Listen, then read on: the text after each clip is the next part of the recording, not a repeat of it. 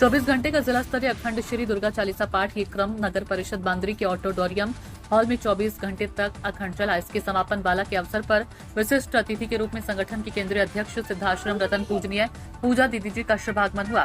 दीदी जी के द्वारा समाज को नशा मुक्त होने का आह्वान और गणेश भगवान की प्रतिमा को मिट्टी से बनाने एवं शुद्धता से पूजन करने को कहा गया। गौ माता को आवारा न छोड़ने को कहा।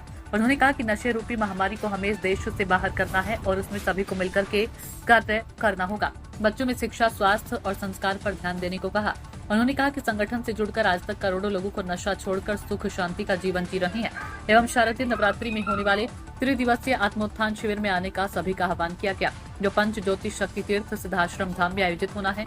कार्यक्रम का संचालन भारतीय शक्ति चेतना पार्टी के प्रांतीय प्रवक्ता बाबूलाल विश्वकर्मा एवं संजय पटेल दमोह के द्वारा किया गया एवं अंत में भारतीय शक्ति चेतना पार्टी के मालथौन ब्लॉक अध्यक्ष चाली राजा लोधी के द्वारा किया गया। चाली राजा ठाकुर